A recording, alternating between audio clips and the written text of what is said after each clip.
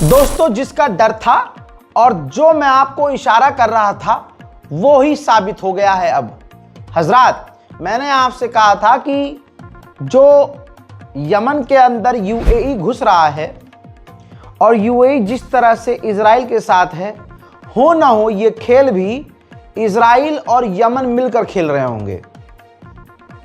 दोस्तों, जैसे अभी इजराइल ने एक इलीगल देश को यानी सोमालिया लैंड को मान्यता देकर एक अलग देश घोषित कर दिया, ऐसे ही यूएई ने अपने घुसपैठिए यानी इजराइल के और यूएई के घुसपैठिए यमन में घुसे और यमन के कई इलाकों पर कब्जा कर लिया। अब जो यमन के इलाके घुसपैठियों के कब्जे में गए, हजरात, इजराइल ने उसे अलग देश घोषित कर दिया है। जी हाँ, बातचीत चल रही है, ऐलान लगभग उसने कर दिया है। तो खेल यमन के अंदर भी इजराइल का है। याद रखिएगा, अभी तो मैं एग्जाम्पल दे रहा था कल तक, लेकिन अब यह साबित हो गया है कि पूरी दुनिया में अपने फायदे के लिए इजराइल किसी भी विरोधी, कल को वो खालिस्तानी सिख समुदाय को कह देगा इजराइल कि तुम अपना पंजाब अलग करो, मैं मान्यता दे दूंगा, फिर आपको कैसा लगेगा। लेकिन भाई, हिंदूवादियों पे क्या ही फर्क पड़ता है। गू जिनकी खा के जिंदगी शुरू हुई है, पेशाब पर खत्म हो जाएगी। आतंकवादी गतिविधियां करते हैं, बलात्कार करेंगे, बलात्कार करने के बाद इनके समर्थक खड़े, जिनके नेता बलात्कारी के समर्थन में भी खड़े हो जाएं, उनसे आप ये उम्मीद करेंगे कि वो इजराइल के खिलाफ या इजराइल की किसी नीति के खिलाफ कभी नहीं बोलेंगे। इनकी मानसिकता बस ये है कि चाहे सामने वाला सूअर की नस्ल हो, मुसलमान के खिलाफ है ना तो वो हमारा बाप है। देखिए, इजराइल आगे बहुत कुछ करने वाला है, इसीलिए वो हथियारों से लैस हो रहा है। अमेरिका ने बोइंग कंपनी को 40 से 50 F-15 ऑर्डर दे दिए हैं इजराइल के लिए बनाने के लिए। तो आप समझ सकते हैं, F-15 फाइटर जेट जो काफ़ी एडवांस माना जाता है, वो 40 से 50 की तादाद में कंपनी को अमेरिका ने ऑर्डर कर दिया है कि इजराइल के लिए बनाओ, वो भी सबसे टॉप मॉडल। हजरात, अक्सर जो बातें मैंने आपको अपने मन से भी बताई होती है ना, वो भी सच निकलती है। कल एक महाशय थे बहुत सारे, रजा भाई आधे घंटे की वीडियो होती है, आप अपने मन की बात बताते हैं, एक्सप्लेन करते हैं, वीडियो लंबा हो जाता है, सीधा सीधा खबर बता दिया करिए। अरे सीधा सीधा खबर बताऊंगा तो समझाएगा कौन? खबर तो भाई हर कोई दे के जा रहा है, लेकिन जो हम बताते हैं वो भी खबर ही होती है मुन्ना, वरना कोई बात नहीं है। रील के शौकीन हो, असल में क्या है, रील की आदत डली हुई है। कंबल में एक हाथ पजामे में और एक हाथ स्क्रीन पर ला के जो लोग खाली स्वाइप अप करते रहते हैं, उनको आदत है खाली 5 सेकंड की 10 सेकंड की वीडियो देखने की है। हमारी ऑडियंस ऐसी है ही नहीं मुन्ना, हमारी ऑडियंस हमसे बोर नहीं होती है, हम उनको बोर नहीं होने देते हैं और हम खबर को समझाते हैं, सिर्फ खबर बताते नहीं हैं, खबर समझाते हैं। अक्सर हमने आपसे ये कहा कि गाज़ा को, मैंने हमेशा कहा है कि 7 अक्टूबर को सोचिए, 7 अक्टूबर को इतना आसान कैसे था कि हमास के लड़ाके अंदर इजराइल में आ गए और उन्होंने नरसंहार भी कर दिया, और इजराइल की फौज लेट हो गई मदद भेजने में, और मदद भेजी भी तो उन्होंने हेलीकॉप्टर से जो फायरिंग की तो उसमें अपने लोगों को मार दिया। ऐसे कैसे हो सकता है? आप सोच के देखिए, जिस इजराइल का एयर स्पेस मतलब कबूतर भी क्रॉस नहीं कर सकता, लेजर हथियार से वो किसी भी घुसपैठियों को मार देता है। उस दिन 7 अक्टूबर 2023 को बॉर्डर बिल्कुल क्लियर था और इसकी मांग की जा रही है इजराइल के अंदर कि जांच होनी चाहिए। तो इजराइल की सरकार कह रही है कि नहीं, हम जांच नहीं करेंगे। तो इजराइल की जनता को समझ में आ गया ये खेल इसी का है। अब यही बात बार बार आ रही थी सामने।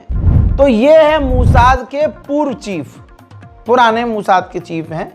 इन्होंने एक पॉडकास्ट में, इंटरव्यू में खुलासा किया कि जंग तो शायद शुरू हो गई थी, लेकिन जंग के दौरान इजराइल ने झूठी अफवाह उड़ाई कि हमास की तरफ से यानी गज्जा की तरफ से इजराइल पर मिसाइल दागी जा रही है।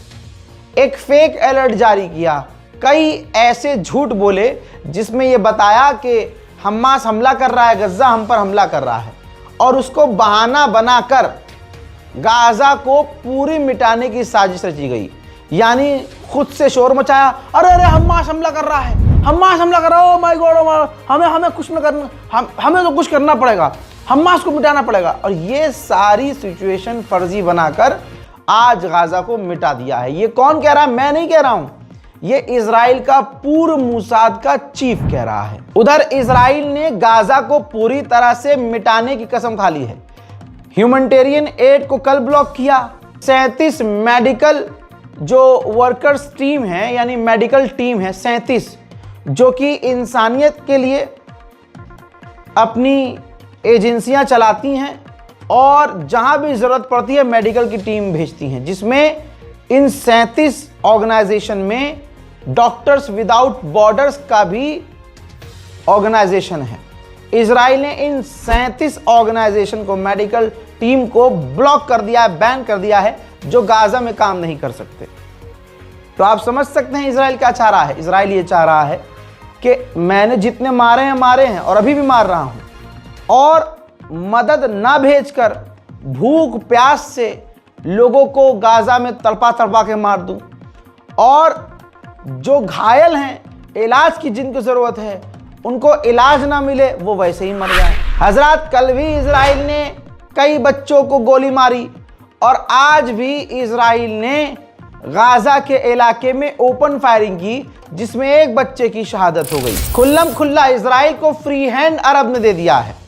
इजराइल ने ऐलान किया है कि हम पत्रकारों को गज्जा में जाने नहीं देंगे। आप मनाते रहिए न्यू ईयर, मेरा कोई भी ऐसा सीन नहीं है, ना मैंने सेलिब्रेट किया, ना मैंने विश किया। काहे का न्यू ईयर भाई? हिंदुस्तान में ईसाइयों पर हमला और मैं बोलूं हैप्पी न्यू ईयर। हिंदुस्तान में हर दिन मुसलमानों का कत्लेआम और मैं बोलूं हैप्पी न्यू ईयर। हिंदुस्तान में गंदा पानी पीकर 8 लोग मर जाएं, पत्रकार सवाल करे तो भाजपा का नेता कहे घंटा, और मैं बोलूं आपको हैप्पी न्यू ईयर। दिल्ली के लोग, नोएडा के लोग सांस नहीं ले पा रहे हैं, पॉल्यूशन इतना है, और मैं बोलूं आपको happy new year. Indian currency जमीन पर आके धड़ल्ले से गिर रही है, और मैं आपसे बोलूं हैप्पी न्यू ईयर। पूरे देश का बेड़ा गर्क है, बेरोजगारी सड़कों पर है, रोजगार मांगते हैं तो चूतड़ पे लट पड़ता है, सरकार के खिलाफ बोलते हैं तो जेल पड़ता है, और मैं आपको बोलूं हैप्पी न्यू ईयर। यह ज़मीर गवारा नहीं कर रहा।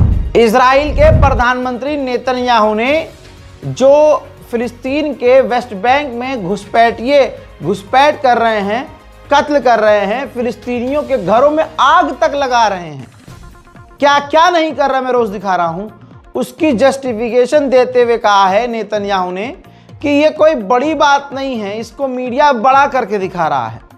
ये इजराइल के कुछ गरीब लोग हैं, और गरीब लोग ऐसा करते ही हैं, वो हमला करते हैं, बच्चे हैं वो तो, यानी वो जो हमलावर है वो बच्चे हैं, और बच्चे ऐसा करते ही हैं, वो तो शरारत कर रहे हैं, और इतनी बड़ी मात्रा में नहीं कर रहे हैं, ये सिर्फ बढ़ा चढ़ा कर दिखाया जा रहा है। उधर इसके अलावा फॉक्स न्यूज़ पर इंटरव्यू देते हुए नेतन्याहू ने कहा कि मिडिल ईस्ट में हम सबसे बड़ी ताकत हैं। पहली बात, इस दुनिया में और आखिरत में अल्लाह से बड़ी ताकत कोई है ही नहीं, झाटू, समझे? तो तुम इस भ्रम में मत रहो कि तुम बहुत, दुनिया ने देख लिया इजराइल का हाल। 12 दिन में क्या किया था ईरान ने, कि इजराइल दूसरे अरब देशों के पास भागा था कि ईरान से सीज फायर कर ले, रो रहे थे तुम। यहां तक कि इजराइल का जो हाल हुआ था ना, जर्मन के पत्रकारों को तुमने गिरफ्तार कर लिया था, क्योंकि तुम्हारी जो फटी की फोटो खींची थी उसने, जर्मन फोटो जर्नलिस्ट ने, ये देखिए ईरान की मिसाइलों से ये हुआ इजराइल में, ईरान की मिसाइलों ने इजराइल को ऐसा फाड़ दिया। तो तुम्हें डर था, तुमने अपने पत्रकारों को भी रोका और गिरफ्तार किया, और उसके बाद आज दुनिया के सामने वो तमाम तस्वीर आई, तो दुनिया ने देखा। अब तक तुम मलबा नहीं हटा पाए हो, ईरान ने जो तुम्हारा बेड़ा गर्क किया और तुम मिडिल ईस्ट में सबसे बड़ी ताकत हो। वहीं आगे इंटरव्यू देते हुए नेतन्याहू ने कहा कि अभी भी हमास के पास 60,000 राइफल्स हैं और वो राइफल्स, वो हथियार उन्हें अभी खत्म करनी होगी। यानी इजराइल 2.5 साल में अपना ऊपर से चूतर तक का जोर लगाकर सारी तबाही और नरसंहार करके अभी भी ये नहीं कह पा रहा कि हमास मिट गया, हमास खत्म हो गया। कह रहा है कि अभी उसके पास हथियार मौजूद। वहीं दोस्तों सोमालियालैंड की गद्दारी दुनिया के सामने आ चुकी है। नेतन्याहू ने पहली बार इस पर आधिकारिक बयान देते हुए कहा कि सोमालियालैंड जल्द से जल्द अब्राहम अकॉर्ड में शामिल होना चाहता है, यानी हमारी गुलामी में आना चाहता है। इसके बाद दोस्तों तस्वीर सोमालियालैंड की है। सोमालियालैंड ने अपनी जो सरकार बनाई है, सोमालियालैंड का जो इलीगल राष्ट्रपति है उसने अपने लोगों से मुलाकात की है और प्लानिंग की जा रही है कि जल्द से जल्द ये राष्ट्रपति सोमालियालैंड का इजराइल पहुंचे और इजराइल के साथ एग्रीमेंट, अब्राहम अकॉर्ड एग्रीमेंट कर वापस आए। वहीं इजराइल के लोग सोमालियालैंड पहुंच रहे हैं। देखिए ये तो मैं मानता हूं सोमालिया की गलती है। सोमालिया इतना कमज़ोर कैसे, उसे आस पड़ोस के देशों से पहले से मदद मांगनी थी कि भाई हमारे मुल्क में विपक्ष की पार्टी और कुछ गद्दार लोग हमारे सोमालिया को अलग सोमालियालैंड बनाना चाहते हैं, टुकड़ा काट के। वहाँ पर हवाई अड्डा बना दिया गया, एयर पट्टियाँ बना दी गई, वहाँ जहाज़ आ रहे हैं जा रहे हैं और सोमालिया को घंटा कुछ पता ही नहीं। अब इजराइल के टूरिस्ट सोमालियालैंड पहुंच रहे हैं। देखिए Vamos a subir a este avión, espero que esas cosas se muevan. Giga. Ahora estamos caminando hasta la frontera porque ya no se puede cruzar con carro, entonces vamos a caminar 1 hora, 2 horas, no se sabe, pero al final vamos a llegar. Cuando tienes meta clara, los obstáculos se vuelven pequeños y eso es lo que hacemos. Así que vamos a caminar.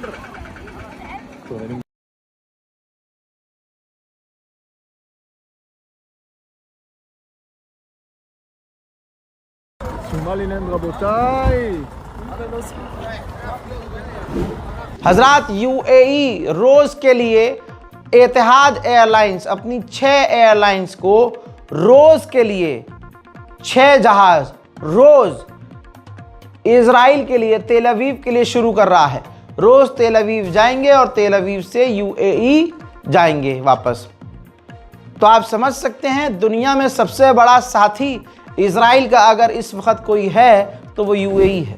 वहीं दूसरी तरफ West Bank में फिलिस्तीनियों के मकानों को लगातार Israel तोड़ रहा है और वो मंजर आप रोज देख रहे हैं। इसके अलावा कट्टरवादी नेता बेंजीवीर को आप देख सकते हैं, वो दंगा मचाने के लिए, बवाल खड़ा करने के लिए सीधा सीधा पहुंच रहा है। कहां?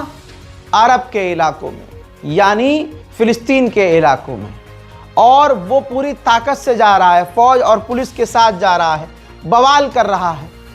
हजरात आपको क्या लगता है, जब ये हिंदुस्तान तक तस्वीरें आ चुकी हैं, हिंदुस्तानी पत्रकार आपको ये दिखा रहा है, तो क्या ये अरब के पत्रकारों तक तस्वीर नहीं पहुंची होंगी?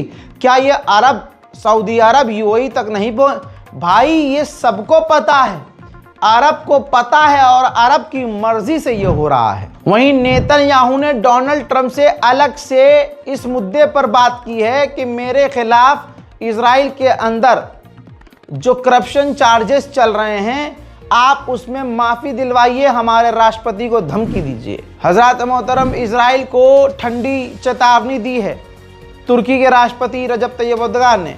उन्होंने कहा कि हम देख रहे हैं कि मेडिटेरियन सी में हमें भड़काने के लिए इजराइल क्या क्या करता है। हजरत साइप्रस, ग्रीस और इजराइल मिलकर इस वक्त तुर्की को चढ़ाने का काम कर रहे हैं। सऊदी अरब के लड़ाके एसटीएफ यमन में जो घुसे हुए यूएई के घुसपैठिए हैं, उन पर सऊदी अरब के लड़ाके, यमन के लड़ाके भारी पड़ रहे हैं।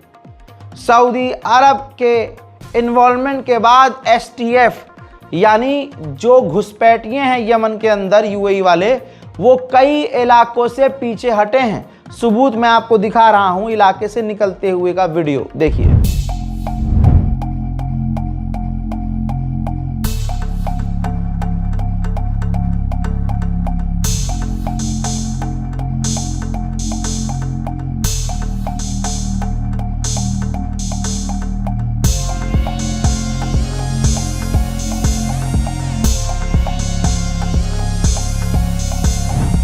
उधर बिलबिलाता हुआ यूएई फिर अमेरिका के पास गया है और अमेरिका और यूएई ने यमन के मुद्दों पर बात की है। सोमालिया के राष्ट्रपति का अब बयान आया। उन्होंने अपने ताज़ा इंटरव्यू में कहा कि हमें पता चला है सोमालिया लैंड और इजराइल का प्लान क्या है।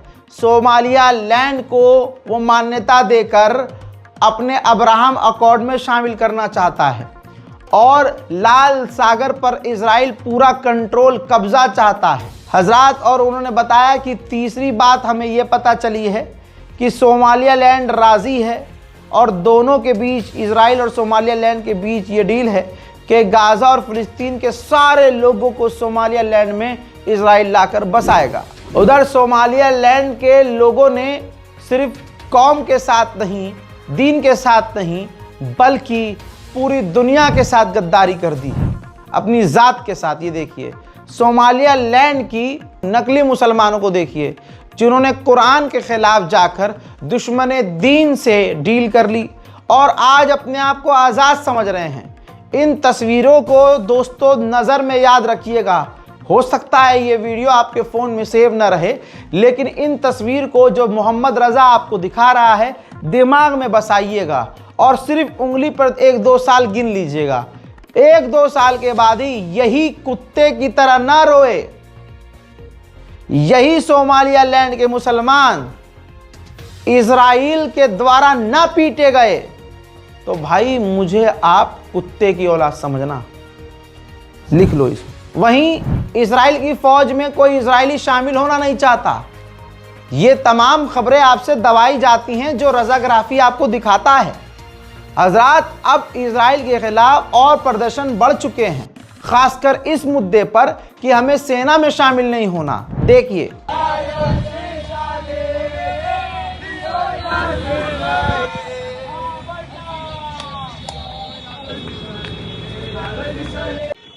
Juda ben Amram! Juda ben Amram! Juda ben Amram! Achsav! हजरात इजराइल का डिफेंस मिनिस्टर इजराइल के एक रेस्टोरेंट में आया और अपना हबड़बाजी में अपना मोबाइल ही भूल के चला गया, जिसका वीडियो सोशल मीडिया पे वायरल हो गया। सवाल उठ रहे हैं कि इतना लापरवाह इजराइल का डिफेंस मिनिस्टर। दूसरे लोग कह रहे हैं, कुछ दूसरे लोग, कि भाई लापरवाह नहीं है, इतनी फटी पड़ी है कि होश नहीं है।